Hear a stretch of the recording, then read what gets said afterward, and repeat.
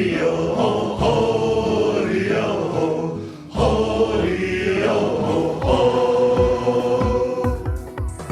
and welcome once again to the Spouter-Inn. I'm Chris. And I'm Suzanne.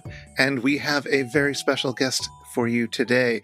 Simone de Rochefort is a senior video producer at Polygon, which is a terrific website and YouTube channel all about video games. And she co-hosts the podcast, The Polygon Show there. And she's also one of the hosts of the tech podcast Rocket on Relay FM, which recently celebrated its 250th episode, which is amazing. All this. And she is a passionate amateur Hemingway enthusiast, which is why we brought her along to talk about Papa Hemingway with us. Simone, thank you for joining us here at the Spouter-Inn. Yay, thank you for having me. I'm really looking forward to the day when y'all have 250 episodes, and then I just will have an infinite backlog that I can enjoy. We're working on it. So you're a big fan of Hemingway, I understand. I have reason to believe. And how did that start? How did you first encounter him? Was it in a class or on your own, or how? Gosh, the evidence is all out there of my Hemingway fandom. So it was actually similar to you, although I had read part of A Movable Feast actually in college, because as a liberal arts major, I took a class on Paris, and it was just about the history of Paris. And we read parts of A Movable Feast. We read some old French work. We talked a lot about architecture. We got very hungry. And we read the passage. I specifically remember it was the passage that, in retrospect, is a little overdramatic. And it is about how when the spring is late to Paris, it feels like a young person has died for no reason, which I still do love. And at the time, I was like 22, and I was like, yes, this hurts me, and I love it. And now I'm 28, and I'm like, well, he's done better. I was just going to say, it brings you up against your younger self, doesn't it? You know, reading those things you loved some years before. Oh, it so does. It so does. And I feel like that's really appropriate for A Movable Feast, too, because it's him confronting his younger self, his younger, I think, as you said in the episode, more idealistic self in this golden city.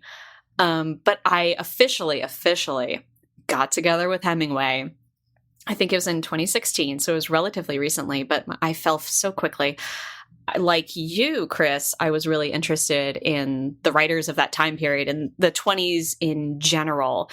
And I took this weird roundabout path to Hemingway. And at this point, I had not read any of his books in full.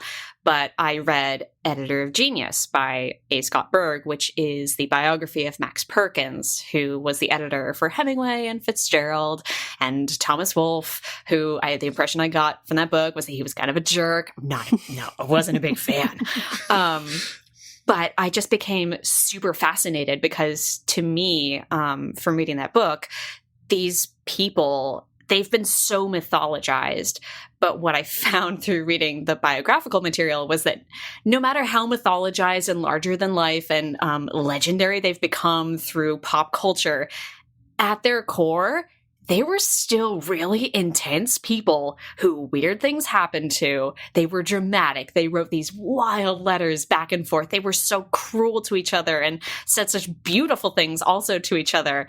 And they felt still like characters, even as, you know, they were revealed to be complicated, real people with very big flaws. So I went on a total binge. I read Dear Scott, Dear Max, which is the book of letters between Perkins and Fitzgerald. And of course, there's so much dirt on Hemingway in there. And then I read Matthew J. Bercoli's book, Fitzgerald and Hemingway, which again, that's just, you know, the places where Fitzgerald and Hemingway's lives intersect, with many, many juicy letters between them. I'm revealing myself to be a gossip lover, which Hemingway also was. He was, absolutely. Oh, God, he was. And then finally I read Everybody Behaves Badly by Leslie M. Bloom, which is the backstory behind The Sun Also Rises. And at that point, I felt finally ready to read a book by Ernest Hemingway. And I did, and it was The Sun Also Rises. Wow. Yeah, because you had all the context, right? You kind of knew the players, you knew the whole setting, right? By the time you got to the novel. Absolutely. And I think that was so valuable for me in coming to Hemingway in the 2010s as a queer woman, to start reading the work of this man who can be incredibly polarizing and incredibly cruel to women and queer people, although that's very complicated, and I think we'll get into that here. For me, having the context of who he was and the dramatic backstory behind this book just made me able to deal with the ugly parts of it a little more, just because I had learned too much by that point about him as a person. Mm-hmm. I'm curious now, before we get more into Hemingway, but did you also end up reading a lot by any of those other writers, by Fitzgerald or by Joyce or Stein or any of the other people who were around in the 20s there? Oh gosh. So I have read, I've read some Fitzgerald. I had read Gatsby actually way back when. I mean, I think everyone reads that in high school, and Tender is the Night. But here is my great failing. I need to be better. I need to be better about seeking out, like, say, Gertrude Stein's work, or I started reading Nightwood by Juna Barnes, which is like this seminal lesbian story that was published in the 1930s, I believed.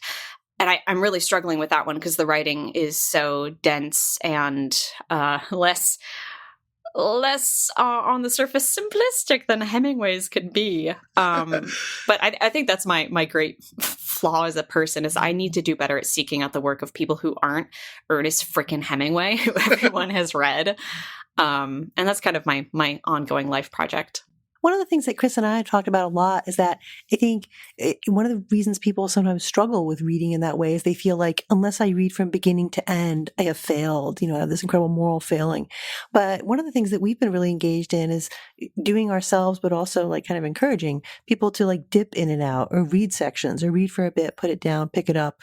If you're not making it through beginning to end, read from the end backward, and I don't know, I found that for me, that kind of freed me up a little bit in ways where I felt a bit bound with regard to reading. Yes, I think you talk about that in the first episode of Spouter-Inn, right? With the Iliad, right? Yeah, absolutely. Yeah, that was life-changing to me when you said that. That was like a revelation that, I could do that. And I think I need to pick up Nightwood again and just skip ahead, because it, like many books of this time period, it starts with a long biographical account of someone's life, and I don't know who this guy is, and I'm reading about him being born and where his mother grew up, and I appreciate it, but I think I need to cut myself some slack there and just skip. Or the autobiography of Alice B. Toklas, because if you want gossip, it's there. Oh my God. Absolutely. Oh, yes. I mean, Hemingway comes up. She has things to say about him. Oh, I'm sure she does. She finds him charming, sort of. Everyone does at first. Mm-hmm, mm-hmm.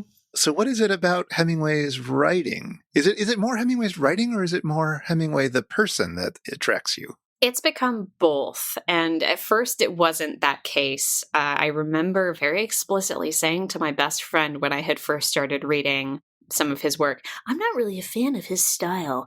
And I am eating crow over that comment every day of my life, because I adore his writing. And I think that he has a way of being very emotional in a way that's so subtle you can miss it. And I think people do miss it because he has this reputation of being the stoic man who doesn't feel things.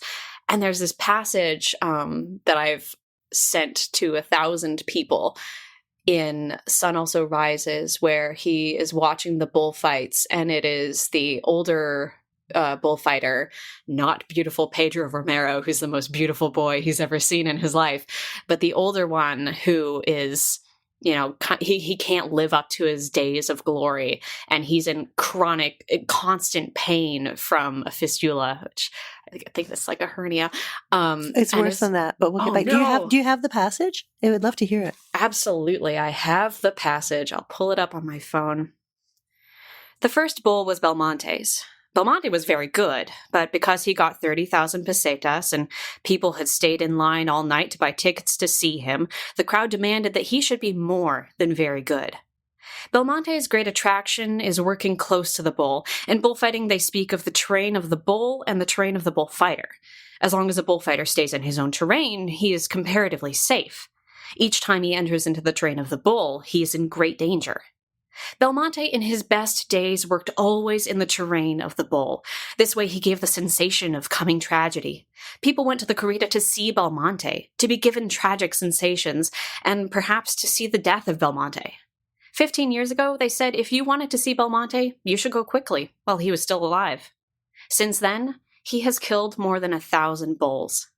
When he retired, the legend grew up about how his bullfighting had been, and when he came out of retirement, the public were disappointed because no real man could work as close to the bulls as Belmonte was supposed to have done. Not, of course, even Belmonte.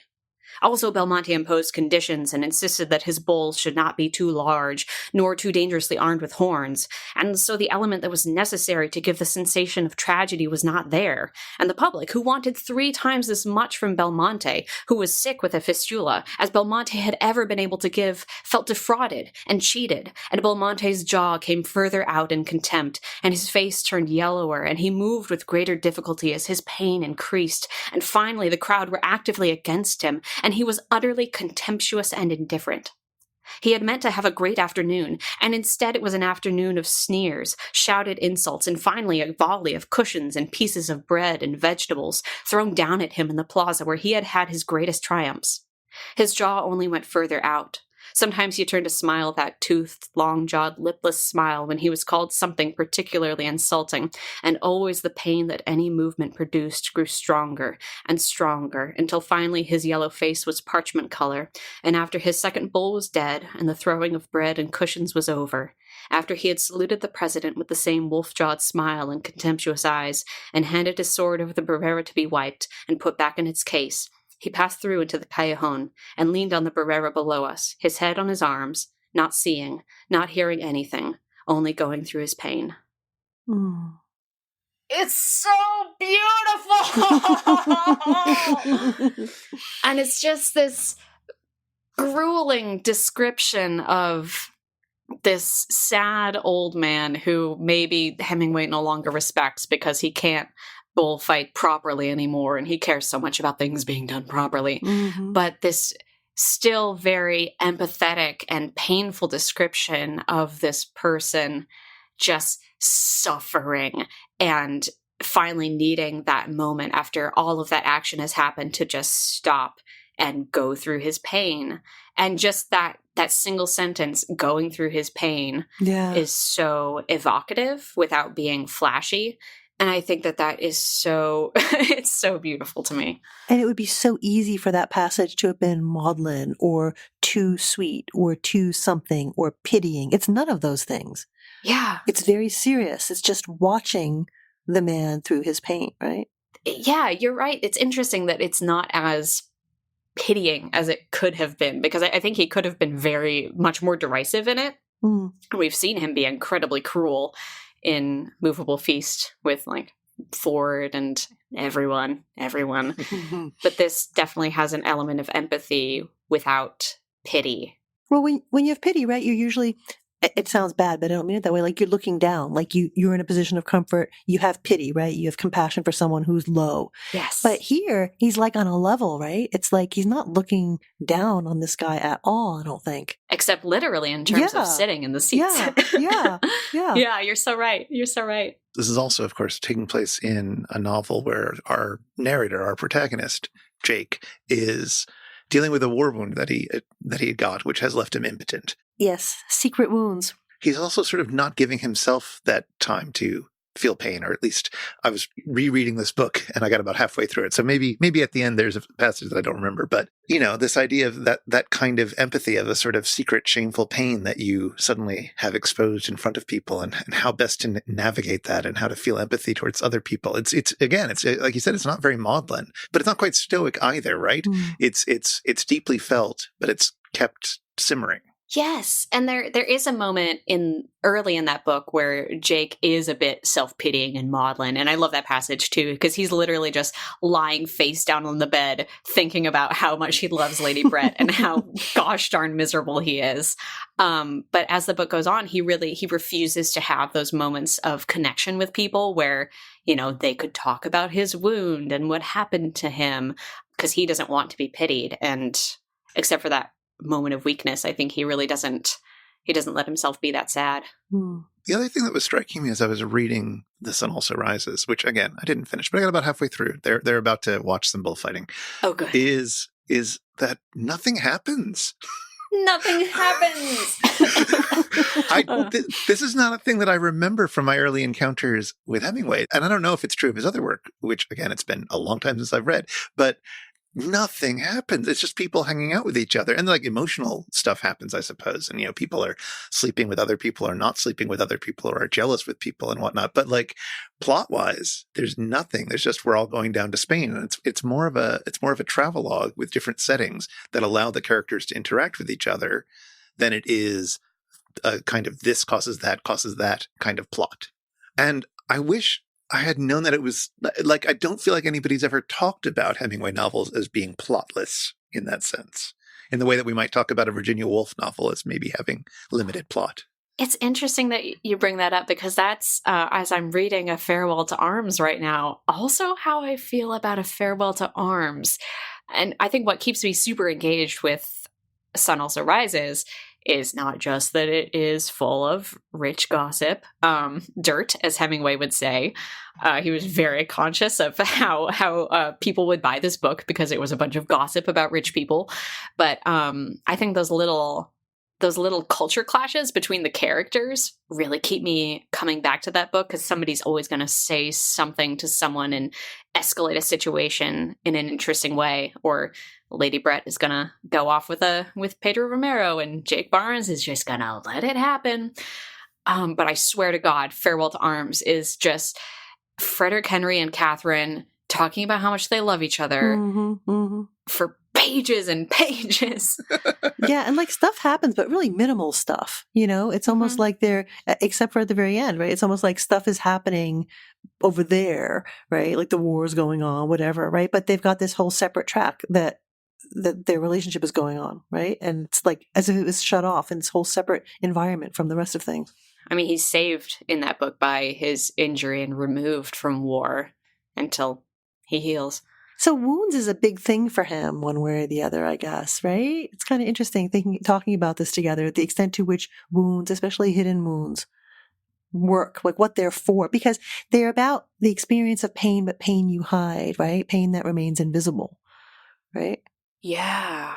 That's interesting. Which is also a bit like what hunger is, right? Hunger is a pain that you feel that you can try to hide from people, even though it does sort of show up in weird ways, as he talks about. He makes, the kinds of poor decisions he makes in A Movable Feast when he's at his most hungry, and he feels very ashamed of and silly about.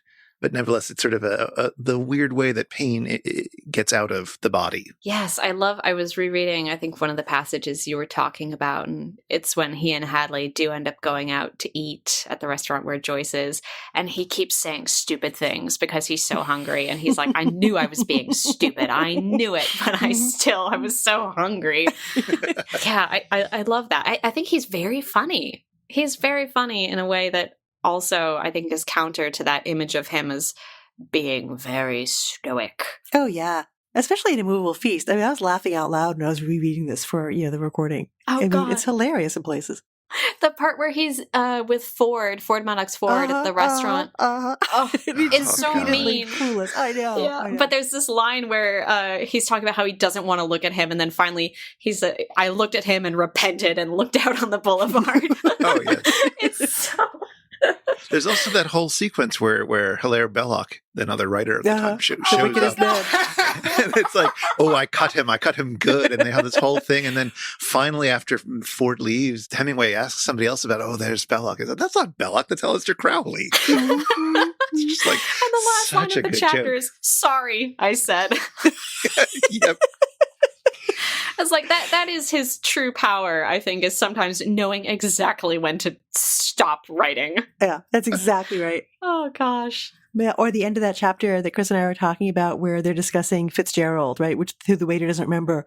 And, he ends it like, we'll see, right? There's like these little throwaway ends of chapters that just end in this perfect spot. We'll see. Yes, absolutely, yes. I feel like he talked with Fitzgerald about that. I'm trying to remember, but they had that whole thing about the drop-off ending where something just ends. There's no the end doesn't have a form that is guiding you through it. It just is over now. I remember them talking about that with the ending of Tender is the Night, which truly, it just is. But one of the things Hemingway writes about, and I can't remember if it's in A Movable Feast or elsewhere, is that with a story, you don't need to actually tell the reader how it ends as long as you yourself as the writer know how it actually ends. Like, you don't have to actually be explicit because it's there in some sense in this mediated kind of way, even if you don't spell it out, which I thought was so cool. Yes, and he's writing about that in this. I think it's in one of the chapters where he's being upset that his stuff isn't selling, and he's saying it's because he's learning that you can just take things out, and as you said, you know them. You, the writer, know them, and so the reader will also know them. But my stuff isn't selling now, but it will. I'm going to stick with it, even though I'm so hungry. Yeah. What do you think about, we were talking about Fitzgerald just now. Like, they've got this strange kind of friendship, and it's strange in a number of ways, but one of the ways it seems to work is almost as if Fitzgerald is kind of a dark twin or a dark shadow in a way of how Hemingway sees himself, like this vulnerability, like trying to do the writing, trying to make sure the writing is served, but all these other things that threaten to take him away from it. Do you have that sense of them being intertwined? Because you've read widely, like you've read correspondence that pertains to them, you've read widely around that. What's your sense of what that is going on there? It is very interesting. I actually have some quotes from Scott Fitzgerald, because I think Fitzgerald felt similarly because he was constantly comparing them in his writings, his personal writings. Their relationship was weird and intense, and I don't think we'll ever truly understand it because so much of that writing has been lost. But one of the things Scott said was, Hemingway's inclination is toward megalomania and mine is toward melancholy. He speaks with the authority of success, I with the authority of failure, which classic self-deprecating Scott. Come on, man. But I think that Hemingway, part of his story is building these relationships with people that were helpful to him, like with Gertrude Stein, like with Sherwood Anderson, who introduced him to Sylvia Beach and Gertrude Stein. Like with Scott Fitzgerald, building these relationships and them helping him because he's great and charismatic. And then at a certain point, Hemingway turns on them. And a lot of people have written about just how that was kind of the form of their relationship with him. And how maybe he had a strange sense later in his life when he was ill and just felt awful all the time about not wanting to have been helped by people. And I think that I see some of that in his relationship with Fitzgerald, where it was intense and strange and a little bit competitive, and they met each other at this very intense and intense time in each of their lives when Hemingway was just trying to get his career off the ground and Fitzgerald had written Gatsby and was depressed about it and trying to do the next thing and not being able to. I got the sense that Hemingway liked him, but also felt that he was a little bit pathetic and then felt bad about it. Yeah, in Movable Feast, he's constantly showing himself trying to help out Fitzgerald. Like, Fitzgerald's just a wreck, and he's just kind of trying to help him out. That's perhaps a kind of a self-serving narrative, right? In some ways for Hemingway. Like, he's the one who's got it together. It is. And that comes through constantly in the letters where he'll say something incredibly mean and then twist it around to, God, I wish we could help him. And here are some nice things about him. But I do believe even with some of his compliments, there's a little bit of backhanded superiority in them. I have some letters, of course, in front of me because I am a monster. I'll see if I can find one of the ones with a very good quote. Oh, no, this is a raunchy letter. Never mind.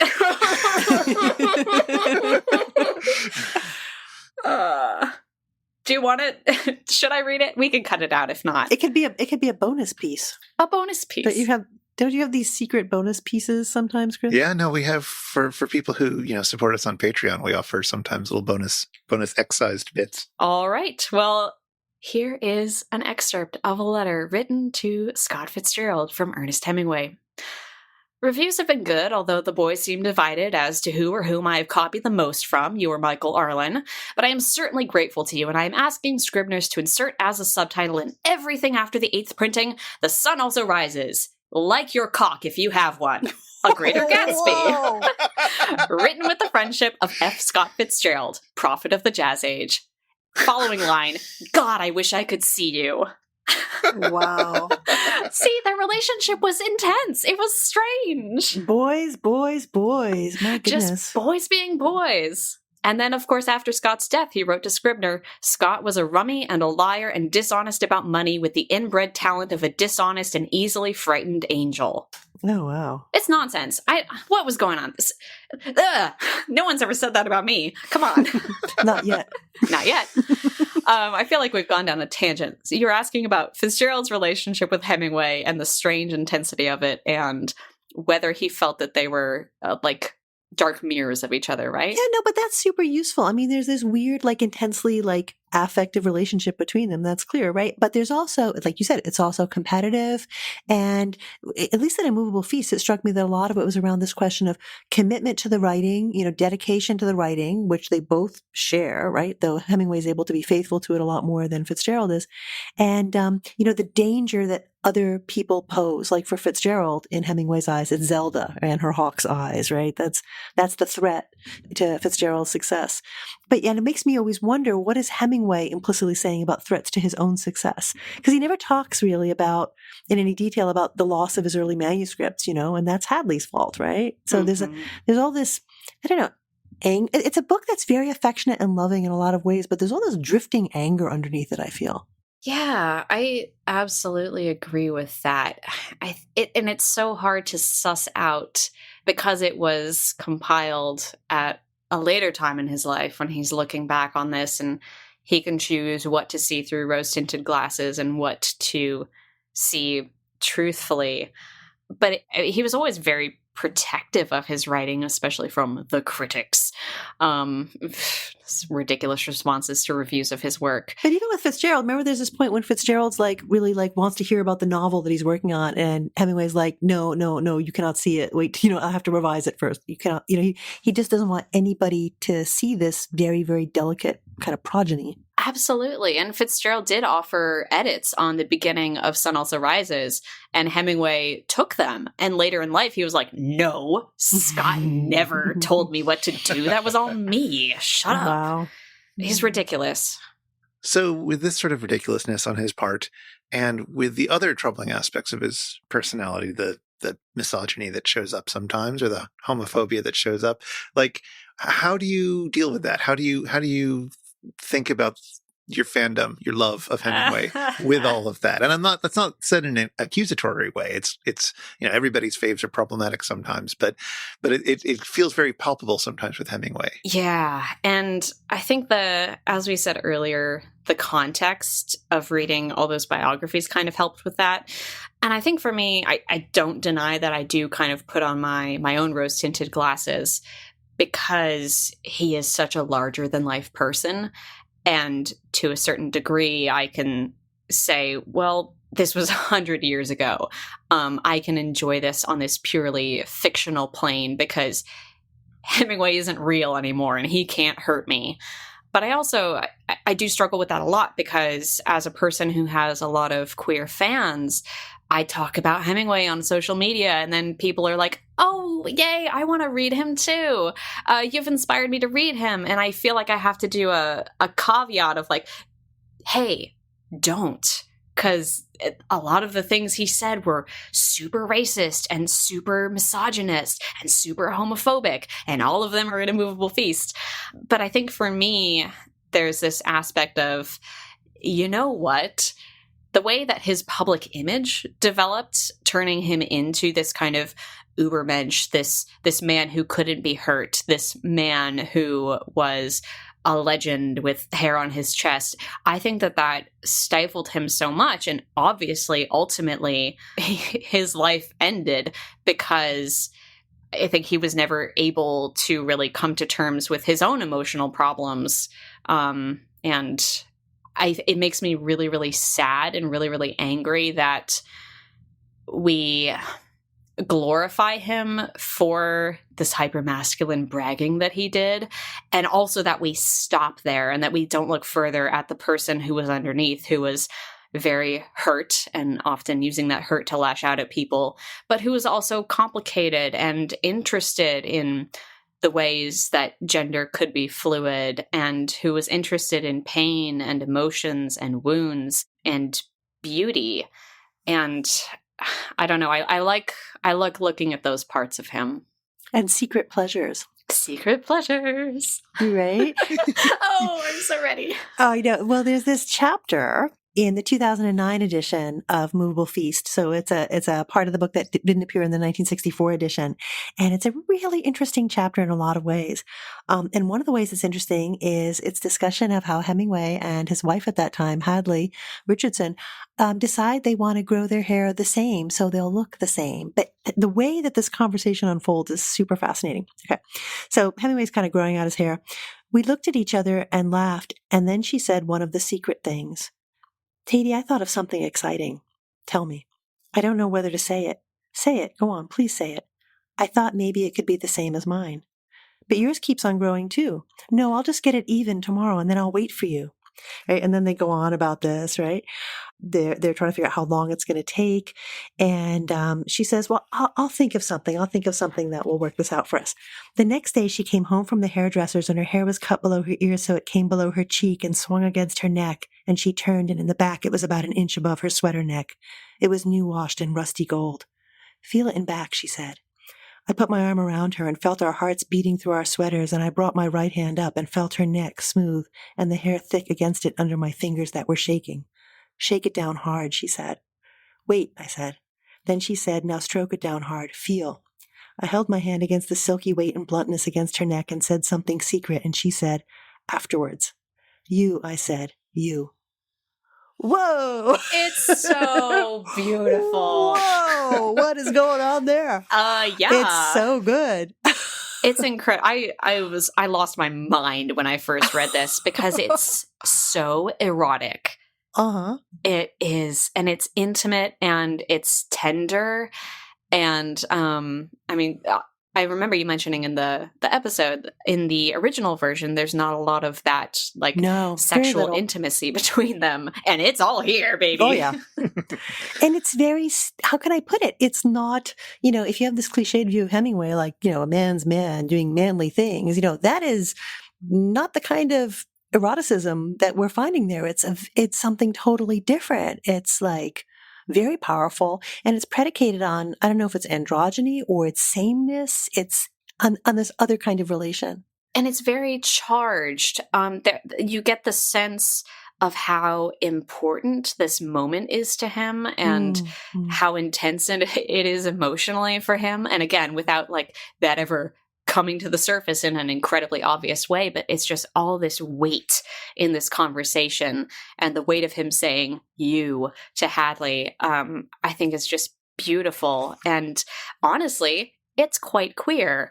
And there's an earlier part of this chapter, which, reading from a modern perspective, obviously reads as incredibly queer. And it goes, people who interfered in your life always did it for your own good, and I figured it out finally that what they wanted was for you to conform completely and never differ from some accepted surface standard, and then dissipate the way traveling salesmen would at a convention in every stupid and boring way there was. And he goes on to say they don't know anything about the way that what our pleasures are, and how they say we're damned and we don't care because it makes us happy. And I think that's super interesting, especially in light of the Garden of Eden, where you kind of get a flip side of this same scenario where they are growing their hair the same way. Context, hey, Garden of Eden was published posthumously, and it's not a complete manuscript. I think it's like halfway there, but it involves a husband and wife in the south of France. They're recently married, and the wife, in a metaphorical or perhaps literal, it's literature, we don't know, way, starts transforming into a boy in the night, and they get their hair cut the same way. And in that book, it's different, because in that book you get this feeling that David, the husband, sometimes you feel like he enjoys it, but then sometimes it's uncomfortable, and you get the feeling that he's being pressured into it. And it's this kind of charge, like, I hate this unless maybe I don't. No, I definitely hate this. But I honestly find in that book that his treatment of Catherine, I find it outside of what we would expect from Hemingway writing about women. I think he's actually, despite the conflict that David, who is the point of view character, is feeling about Catherine's transformation into a boy and then back to a woman and then into a boy again, I feel like she's treated with empathy and fascination without voyeurism, which is generally how I feel about Hemingway's treatment of queer women in his writing, which is interesting, and there's a lot to unpack there. Mm-hmm. Yes, indeed. I'm curious, based on something you said a little while ago and this conversation we've had since then, where would you suggest that young queer readers start? Like young queer readers who've maybe gotten excited about reading about Hemingway because of your enthusiasm. Is there a good place for them to start that is going to contextualize things or make things maybe not be quite as awful as they could be while still having some of that complexity? I think, and I'm maybe biased because I guess this is the route that I went into it. Don't get your hopes up. But I did enjoy starting with The Sun Also Rises, and I do think that context of everybody behaves badly is super helpful for that. And then also there is an essay on LitHub called... Oh, yes. You've read this one? Yes. I was just reading it before we got on about... The Queerness of Ernest Hemingway? The Queerness of Ernest Hemingway. Yes. By Michaela Clemens? Indeed. And I don't necessarily agree with everything in this essay, but I do think it points out some interesting moments in his work, and especially the importance of queer women in his work, which we can also see in his own biography, where Gertrude Stein is this foundational figure of his writing, who also did unfortunately say horrible things to him about gay men. Not that she had an unwilling audience there. Hey, what do you make of the break that he has with Gertrude Stein in A Movable Feast? How do you read that passage? Because Chris and I are really debating over this passage. How do you understand that? You know, where he goes to her house, he's waiting for her, and then there's this weird scene where he can hear Gertrude talking to Alice, and it completely freaks him out, and he leaves. Gosh, I do not know. I have also bashed my head in over this passage. So it's this part where the maidservant poured me a glass of eau de vie, put it in my hand, and winked happily. I was drinking the colorless alcohol, felt good on my tongue, and it was still in my mouth when I heard someone speaking to Miss Stein as I had never heard one person speak to another, never, anywhere, ever. Then Miss Stein's voice came pleading and begging, saying, "Don't, pussy, don't, please don't. I'll do anything, pussy, but please don't do it. Please don't, pussy." I swallowed the drink and put the glass down on the table and started for the door. The maidservant shook her finger at me and whispered, "Don't go, she'll be right down." "I have to go," I said. Man. What happened there? And then he says that, like, we met, but after that, but like to sort of pretend everything was fine, but it was over. Mm-hmm. Yeah. It was bad to hear, and the answers were worse. It is such a strange scene. Right? And I do still not know quite what to make of it, except that it kind of seems like whatever he heard, I mean, obviously made him lose respect for her. Chris said he thought it was like an argument. I thought it was like an erotic scene. Oh, I interpret it as an argument. I interpret it as an argument where Alice B. Toklas is emasculating, for lack of a better word, Gertrude Stein, and that Hemingway's like, whoa, no way. Well, I guess the thing that, as I'm looking at it kind of analytically, the parts of the passage that make me wonder what he's doing with us here is it's all about like things in your mouth, right? So right before that, the colorless alcohol felt good on my tongue, and it was still in my mouth when I heard someone speaking. And then he hears what he hears. Then I swallowed the drink and put the glass on the table. Something is going on there. I'm sorry. It's not just an argument. You're changing my life right now. Oh, wow. There's something there. So I will add that having read a few articles about queer readings and trans readings of Hemingway just before recording, that scholars seem to agree that they're having sex. Well, I feel vindicated now because my teenage self read that and I was like, whoa. Oh, you're so vindicated. Wow. Yeah. It's a totally valid reading. And either way, I think that Stein is coming off as diminished, right? Whether she's being sort of sexually dominated or dominated in terms of the emotional relationship or, in an argument or something like that. Like she's been shown to be, I guess, weak or compromised, or it's just an indelible image that Hemingway won't be able to get out of his head. It's too much for him. It's just too much for him. Well, that's true. Right? It is too much. And I think that he resents weaknesses in people, probably because it makes him uncomfortable. Well, that's your secret, right? That's your secret. But thinking about this as an erotic passage, that fits, I think, very well with his tendency to kind of pull a magic trick with his text and have things happening under the surface, except in this case, it's apparently very clearly happening on the surface. And you can choose. Well, it's enigmatic, right? That's why it's hard to tell for sure. Something's going on there. It's very hard to tell what's going on there. Wow, this is so exciting. Good. I love seeing new things in books. Oh, yeah, that should be our epigram. I love seeing new things in books. So we are running a little bit out of time, but I want to ask you one other question. Has your Hemingway fandom, has your love of Hemingway influenced any of the other work that you've done? Yes, I am trying to write like him, which no one should do. What are you writing that you're trying to write like him? Oh, I'm writing fiction, but I think you made this question in a lead-in to me talking about my video game habits. That too. So I will segue in that direction. In writing fiction, which is something that I have done on and off in my spare time, I have this quote about his writing. I don't think it's from him, but it's an analysis of his writing. And it goes, not abbreviation, but amputation, not simplicity, but mystery.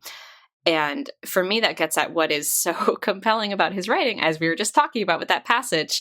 Yes, the words are very simple, but what's happening there is not. It's mysterious. Things are being left out for us to puzzle over and relish. And I admire that, and having written things that now I look back on and I'm like, you shallow imitation of Ernest Hemingway, as many people have done before me. It is difficult. It is so gosh darn difficult to do. But I want to emulate that simple but rich style of his writing. But I do want to hear about Hemingway and video games. Yeah. Oh, well, they have not made a video bulls? game. There should be. Someday, somebody will make The Sun Also Rises visual novel, and I will be able to correctly romance Lady Brett Ashley. But so I have this thing where in games where I can make a character, I don't like to make myself. And last time I did make myself, it was a huge mistake because it was this game that ended up having kind of schlocky romance options in it, and I felt really uncomfortable that this avatar of me was saying these things. So what I do instead is I make Ernest Hemingway. He's my go-to. Strange? Yes. It's just what I do. Well, I'm curious how that plays out. Like, are you role playing as Ernest Hemingway, or is it just there to be a blank slate? So we were talking about this earlier on Twitter. There's a gay dating sim called Dream Daddy. And I made Ernest Hemingway in this because, in that I certainly wasn't going to make myself. I needed to make Ernest Hemingway. And in that one, I did try to functionally role play him, and he ended up being a lot nicer, I think, than Hemingway was, just because of the options offered to me. But there were some truly incredible scenes, including one where one of the other characters is revealed to be named after Ernest Hemingway. Oh, wow. Which really broke the fourth wall for me there, but it was delightful. And there's another one. Monster Hunter World. So in Monster Hunter, it's a game very Hemingway-like, where you are a group of people who go to this new world and it's overrun with monsters, huge monsters, and you have to hunt them and, make clothes out of their skins and kill them because they're going to kill you. And booting up this game, I was thinking, all right, who could I possibly be? Who could I be? No, this is perfect. There's literally no more perfect game to play as Ernest Hemingway than one where I am going to a strange, dangerous nation full of big animals and killing them. Oh, yeah. And you have cat companions in that game. So I was Ernest Hemingway running around with a tiny cat who was healing me. Oh, he would love that. It was great. I have to know whether Ernest Hemingway in Dream Daddy slept with the bad dad like you're not supposed to early on. Oh, he absolutely did. Good. Gosh, that was my Joseph, right? No, Joseph's the Christian one. Robert. Oh, see, I think if the Christian dad is the bad dad. Fair enough, but you do get to sleep with Robert on the first night, and if you do that, they kind of tisk it narratively. You know what? I did sleep with Robert, and then he would never talk to me again, and I was so mad, and that's how I ended up with Joseph, because I was like, well, fine. The guy who likes to drink and smoke won't sleep with me. I guess I'll go for Christian dad. Fabulous. That's so good. Was there anything else you wanted to add before we wrap up? Yes. I'm sorry, one more thing. And sure. I don't know where this is going to fit in, but in the episode, you were talking about Hemingway's relationship with the waitstaff and how he always acknowledges them and is kind to them in his conversations. And that really clicked with me with some other, I guess, feelings that I have about how he portrays places and how we remember places through the worlds that he creates for us. And I think one thing that certainly can be said of like our cultural memories of 1920s Paris or of the Festival of San Fermin in Pamplona or of going on a safari in Africa is that at a certain level, we fall back on Hemingway's descriptions of those things and his truth of those things. And one of the most amazing things to me about his work is how he creates these realities of cultures that aren't his, places that don't belong to him, but he portrays them in such an not authentic, because it's not really authentic. That's a huge loaded word. He portrays them in such a convincing way that we cannot help but believe in the reality of them. And I think that to me, his relationship with the waitstaff is part of that because he cultivates these relationships with the locals, the people who know the truth of this place. And he shows that to us. He shows us, I know the waiters. I know the secret cafes. I know the men who fish for the trout in the Seine. And I know the way that it tastes. And I am the real deal. And I know the real Paris. And I think in a way he almost colonizes those places for us through his relationship with the locals that someone like Fitzgerald maybe would just ignore because he's just having a good time. That's so interesting. I think that's really perceptive. I think you're exactly right about that. And then the way he renders it is in this, we've talked about this before, this deceptively simple language, this deceptively simple choice of words and word order that I think Chris put it this way, takes you from one sensory experience all the way out into the world and then brings you back into the sensory experience.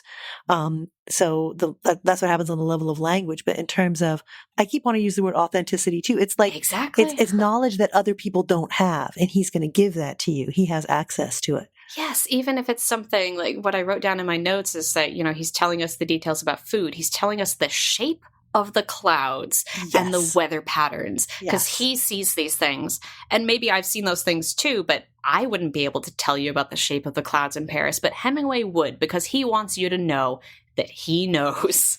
He's watching and listening, right? He's listening to the waitstaff. He's looking at everything, right? And he's giving us this incredibly thick description of that world. And like you said, that's why it's so vivid. Yeah. But it's also interesting that you described that using the word colonizing, which I think is not untrue. I think there's a good point to be made there that we should always be a little bit suspicious of him doing this because he's standing in for the actual thing, but how trustworthy he is up for debate. He's very compelling, but should we trust him as much as he wants us to? Exactly. And I don't think that we should necessarily. I think compelling is exactly the right word. You want to believe that things were as he's describing them because it feels real, but we don't know. Well, that seems like a great place to end. Thank you so much for joining us, Simone. Yeah, it's been so fun. Yay, I love having an outlet for my deep obsession. Oh, but it's so satisfying. And I think he would be happy that we are enjoying him in this way.